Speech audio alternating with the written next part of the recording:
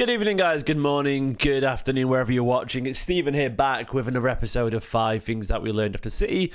Beat Leicester City 2-0 yesterday in a very convincing home win. It could have been more goals, maybe should have been more goals, but ultimately it was a very, very one-sided game of football. A very refreshingly boring game of football. Look, it wasn't terrible, but it was one of those kind of games, as I said last night in the match reaction, that you forget ever happened until someone reminds you in a sort of, on this day, 5 years ago kind of tweet, you know, you see several years from now or whatever.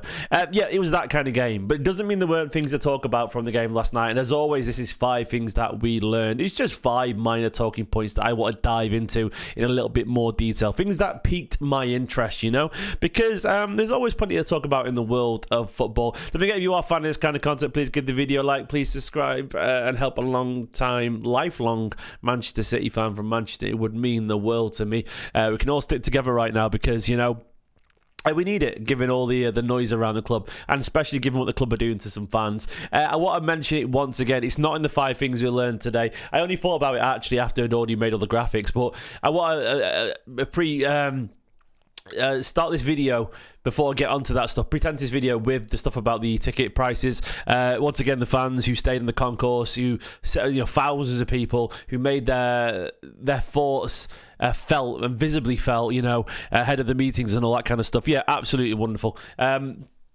Those guys, the fact that we scored as well during that obviously made it harder for them, but they still stayed there in their thousands on the concourse. Good on them, man, because we're in an era where people are exploiting loyalty for fans all around the world. And right now, Manchester City, we've got a working class fan base, and I feel like a lot of people are being driven out by the club's urge and hunt for money from, you know, I don't mean foreign fans, I mean tourists. And I don't mean that tourists can be from anywhere. They can be from Manchester, they can be from overseas, they can be anywhere. It's people who are there just for an experience to put on TikTok, essentially. And I understand, you know, that will always be a part of being a big club, but when they're starting hunting those people and you start to put the prices up to get them because you know they'll spend money, and it starts to affect young fans, you know, who are the core of this club, or fans who've been there for years, that's when it gets a little bit, you know, disgusting. And this is why things like Viagogo, who just essentially sell illegal touts, they're awful. So yeah, big up those fans. Absolutely, they're worth mentioning. So let's go into the game anyway. The first thing I want to talk about is Omar Marmoush. No Haaland, no problem. Maybe. Obviously, I'm slightly exaggerating there because you'd always rather have Erling Haaland than not have Erling Haaland. He's been phenomenal this season. Well, he's not been as great as he could be, but he's been easily City's most reliable player, I would argue, this season. We're still scoring goals, still's got a whole bunch this season, despite City being pretty poor around him. But this man, Omar Marmoush, is a cracking footballer, and he looks like he's going to be worth every single penny that we sign for him. He's got 5 goals in 8 Premier League games. Of course, that included a hat-trick, but he's 3 goals in his last 3 Manchester City games. It's very obvious that this guy has fitted this club perfectly. You know, he's a goal scorer. He'll create goals. He'll link up with those around him, and I can't really ask much more than his start that he's had. Of course, you want him to score a goal a game and all that kind of stuff, but he's come into the Premier League. He's played 570 minutes and he's got 5 goals, you know, so he's averaging a really good ratio there. And I just like him. I like him a lot. I think there's a real killer instinct behind those eyes. The good age, he's hard working, he presses well, and I liked how we played yesterday with him as a striker. Look, I still would rather have Haaland always, but there was a fluidity at times when Leicester would allow us the space, because all they wanted to do was defend, like nothing else other than defend, even when 2-0 down. But the amount of times he would drop deep and try and link up with Savina or whatever, really smart play. You've got a proper footballer on our hands here, a guy with a clear eye for goal, who will score goals if you gave him the chances, and he's very eager to work hard and link up with people. Yeah, brilliant. I really like him. I think he's a really, really, really excellent signing, and I think he's going to score an awful lot of goals in the Manchester City shirt and play a variety of roles and show just how useful he's going to be in a blue shirt. Yeah, I think 60 million is an awful lot of money, but you know, if you get a guy who's got 5 goals in 8 and he keeps up that ratio, 25 goals next season minimum at that ratio, you'd think. And that in this market for 60 million is a bargain. Put it this way, Arsenal would kill to have him right now. So United. I think Liverpool would take him. All these teams would take him. And I think he's shown very, very obviously that he's the real deal. I like him an awful lot. how he adapts next season, will he play alongside Haaland? Will he play off the left? I don't really know. But what I do know is that I'm glad we got him, because right now I feel like we will get the goals still, even without Haaland, because he's good enough. This guy's good enough. I know a killer when I see one, and we've lacked them recently, And what I mean by killer is a guy who will take his chances. Take his chances and make teams suffer. You need them if you're going to be successful. Marmoush is one of those guys. Second thing I want to talk about is Grealish. I thought he had a good game yesterday. Grealish makes another central claim yesterday. He's played against Forest in the middle, and he had a really good game there as well. And I thought he had a good game yesterday. Now, I'm not going to tell you he was absolutely brilliant or anything like that, but I thought he had a good game, and he scored a nice goal, and he's definitely a talking point. And I think his comments after the game as well, how he felt a little bit frustrated, about how much he's not played in the FA Cup when he felt he deserved to start at the weekend and all that kind of stuff, were reasonably telling. And I felt yesterday he made a little bit, of a mistake for a claim. I'm not going to tell you he was an 9 out of 10, but I think he had a good game, and he was working hard, and sometimes it's the off the ball stuff you don't always see, and he should have shot for a second goal, absolutely, when he felt like he should have had a penalty.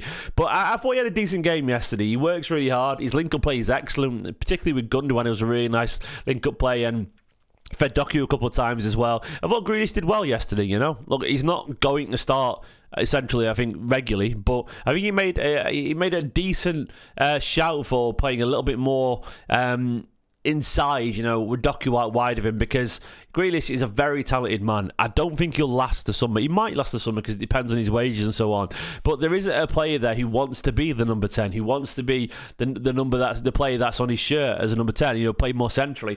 And I think Grealish has the talent. It's just, can he put that run together? I think he's a guy who feels like he needs to play often to get a chance to find his best form, and I get that.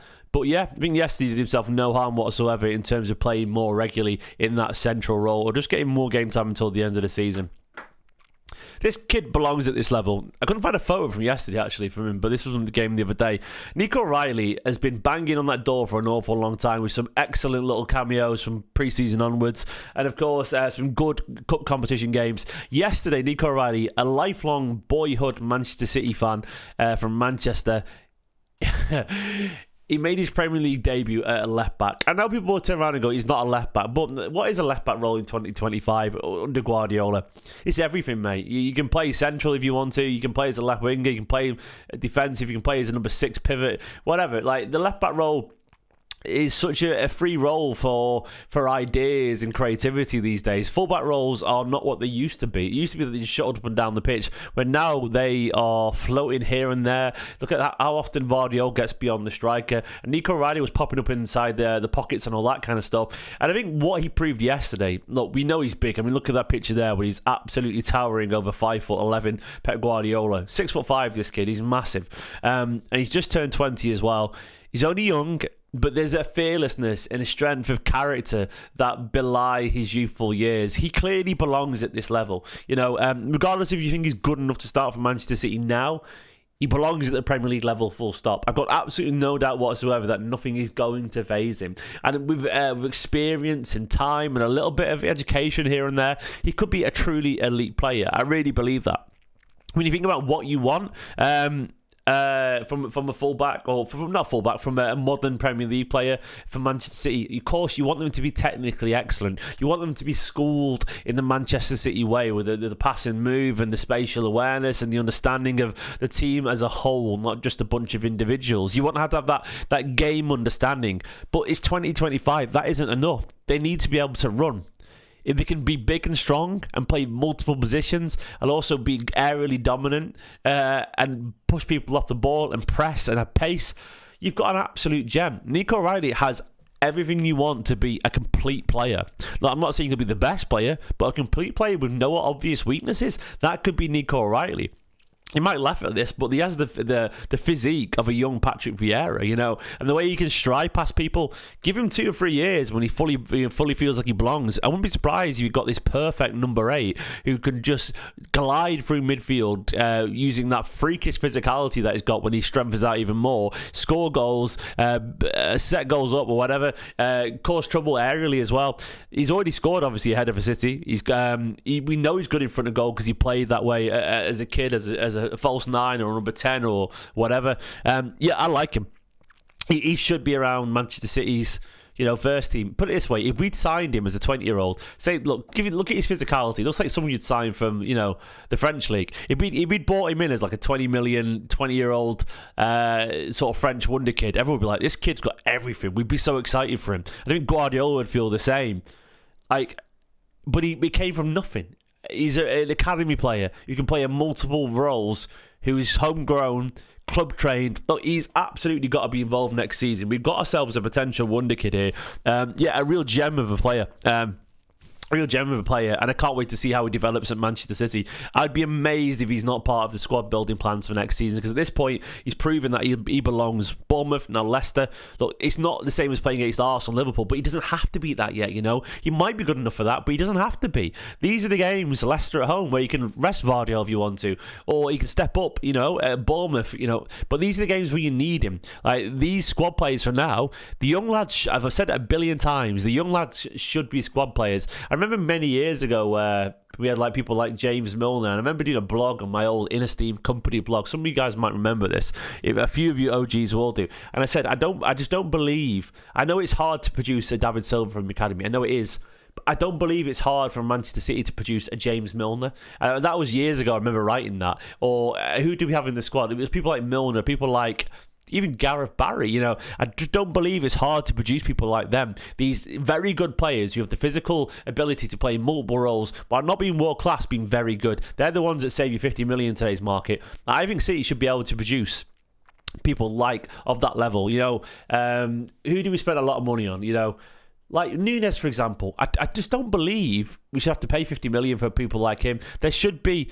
Well, O'Reilly is a good example. Like O'Reilly, I think is as good a footballer in terms of overall ability already. Not consistency, maybe, and experience, but I think he's as good as Nunes. I really believe that. I just don't think you have to pay 50 million for these squad players right now. The academy lads, we should have that quality there every now and then. We should be able to pick one every year and put them around the first team, and they'd be useful. I really believe that, and then they see them get better and better. Maybe one day they become world class, but we don't always need them to be, and that's how I feel about it. So he belongs at this level. He's good enough. He wants to be here. Kyle Walker-Close are hard, Brian, because he's got a very. But you're right in terms of technical level, Brian. But I mean, Kyle Walker is a freakish level of physical talent. He's like one of one. But you're on the right lines there. But I'm on about these squad players where they come in we shouldn't have to pay 50 million for people like that. We should have to pay 50 million for Calvin Phillips. There should be someone in our academy who can do that. There should be. Well, Manchester City's academy with a little bit of experience, we're doing it anyway,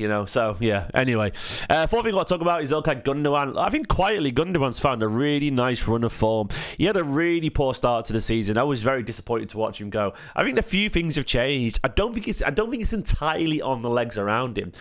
Now, that is the main theory. Gundogan's got better because the team has got younger, and it has. It's dipped and dipped and dipped. Cast your mind back to November, December, the winter blues, literally and metaphorically. And you'd have a midfield of De Bruyne, Kovacic, or Bernardo Silva and Gundogan, and then it just felt, it was the uncles, It was the Unk Nation. Lots of uncles everywhere, and it felt a bit old, and it felt a bit slow, and it felt leggy. And we had, Stones and Ake and all them, Kyle Walker, and all the older players in the team. And they could not run. We could not run at all. And Gundogan was sinking. He looked like he was a busted flush. He looked done. Now, I'm not saying he's gone back to being world class, but he's a very notable distance in Ilkay Gundogan recently, where he looks a lot sharper, he looks a lot smarter. The lovely little touches, a couple of times where he's dribbled as well, when he's turned away from people and found space. Those moments have returned. The link-up play looks so much better. He just looks more at home again. I think it's not just the fact that these young legs around him. It's a massive part of it. But I do feel some of it is just that he's found his rhythm again. I think it's taken an awful long time for him to get his fitness and his intensity back in to Manchester City and Premier League levels, because he's gone from La Liga back to City, and I think he said himself, or Guardiola said for him, someone said at some point that he's felt it an awful lot. I felt the difference in the change in a year, how much it's changed the Premier League, and I don't think they're lying. I do feel, for what it's worth, that in a different year with Rodri there, I think Gundogan would have been so much better, because he would have had the defensive platform for him, and Gundogan could have just concentrated on being Ilkay Gundogan. But I think a lot of it was him adapting back to the Premier League after the drastically different change of pace as life as a La Liga player. But yeah, I want to give him the credit, because I feel like right now he's looking like something not the same, but he's looking like yeah, that's a good way. That's a good way of putting it, Cisco. He's playing with pride. Yeah, I think he is. He's looking like Gundogan. He's got a little bit of his joie de vivre back. He's enjoying his football again, and he's a genius. He is a genius. He absolutely is. Ilkay Gundogan is one. I look. If you haven't watched my top 10 Guardiola signings, he was my number one in terms of when I talked about influence and big moments and value for money and in roles and experience. I mean, Gundogan has been a sensational, phenomenal £20 million signing, and the fact that he looked like his career was going to end at Manchester City after signing on a relatively low note with his performances dipping. The fact that he's changed it around and now he's on the up again, he's playing well again and having consistently good games, that makes me so happy because he doesn't deserve to go out that way. I think he might end up staying another season for what it's worth again. I don't know. But I'm happy that, he's shown that class is permanent and Ilkay Gundogan is a Manchester City legend. Take that to the bank. I love the man. Finally, I want to talk about Oscar Bobb returning. It's the title of the video. Look, there's not much learned here as such, but it's something that we need to talk about in a bit more detail. Though I would argue we did learn that Oscar Bobb looks like Oscar Bobb. Like, he's back, literally and sort of like figuratively speaking as well. I think Oscar Bobb looked like Oscar Bobb on the pitch. It was only a few minutes, don't get me wrong, but I saw that dart of acceleration. I saw that upright dribbling stance. I saw the quickness of mind with a couple of passes he had. Oscar Bobb being back and the roar that he got is good news for Manchester City, and it's good news for our academy, and it's a real positive step in the right direction for City as a whole this season. We needed this positive, feel-good story because, Oscar Bobb is a sensational talent. I truly believe Oscar Bobb has what it takes to be a very special footballer. And it was nice listening to commentary last night where it was ex-City player Michael Brown on the commentary. It was on, I think it was Peacock in America, but he was the co-coms and he was talking about just how special he is. Because it must have been confusing when you listen to, if you're watching Man City and you listen to the crowd reaction for Oscar Bobb, you're like, he's just a random academy lad, he's barely played. And the reaction was immense. It was a real, it was a rousing reception for him. It must be like, what, is he really that good? If you don't know, but we know. And obviously Michael Brown and co-coms, he knows. We know just how good this guy is. I was trying to sum him up last night in my watch-along, just what he reminds me of. And the best way I could put it is like, he's got a little bit of the Eden Hazard dartiness, if that makes sense. Or maybe a little bit of the Leroy Sané, just 0 to 50 miles an hour. Well, not 50 miles an hour, I mean, in terms of a car. He's got insane acceleration, but he's got a bit of Bernardo Silva about him, a bit of David Silva about him. He's got a bit of Eden Hazard in the way that he dribbles and he can change pace so quickly. Obviously, he's not those players yet, but there's something a bit special about Oscar Bobb. And he feels like the ball is never that more than that far away from his feet. It's stuck to him. Like the ball's tied to his laces. He's such a mesmeric talent.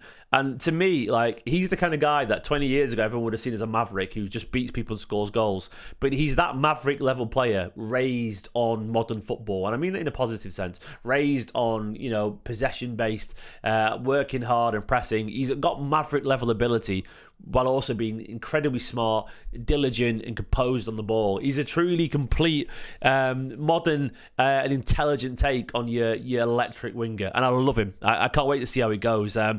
I'm hoping, he'll get some more minutes. It's going to be hard. And the only way he's going to get on the pitch a lot is if we're comfortable. I think Guardiola said after the game that, we're in a bit of a title race right now. So it's going to be very hard, to get him on the pitch. It might be that, we wait until next season to see him a lot, or maybe the Club World Cup he gets his chances. But I'm fine with this because ultimately he's back and he still, to me, looked like... He still looked like Oscar Bobb, and I've been worried about that. He's lost a year, essentially. He's lost the whole season of his career, but it's not over, and he still could make, the odd impact here and there. And it's great to see him back on the pitch. He's a special player, absolutely special player. Thanks, Pete, for the message. Solid win yesterday. Yeah, buzzing for Jack. Yeah, absolutely the same, mate. I think Jack was good, and I think City were good yesterday. So the 5 things I talked about, guys, and wanted to learn and go through. No Haaland, no problem. Marmoush clearly has that killer instinct in front of goal. Another goal. 3 games in a row, 3 goals. 5 goals in 8 Premier League games. The guy has 39 goals and assists across 39 games in all competitions across the Bundesliga and the Premier League and so on this season. He's a goal machine. He will clearly has no problem carrying that into the Premier League too. Jack Grealish was good yesterday. He needed that goal, and I think he played in the position on the number of his shirt, and I think he had a good game yesterday and reminded Guardiola that he's here and still has something to offer. This guy belongs at this level. Nico O'Reilly is more than capable of playing a very important role for Manchester City over the next few years, and I suspect he will do now. Gundogan, his class is permanent, he's brilliant, and finally Oscar Bobb is back, and hopefully he's back permanently. Guys, thanks for watching this. Let me know the 5 things that you learned in the chat below, and I'll see you tomorrow for some probably derby content, or maybe sort of podcast type vibe. I'll see what we get on. For now, in a bit, love you all loads. Up the Blues. One step closer to the Champions League. Oscar Bobb.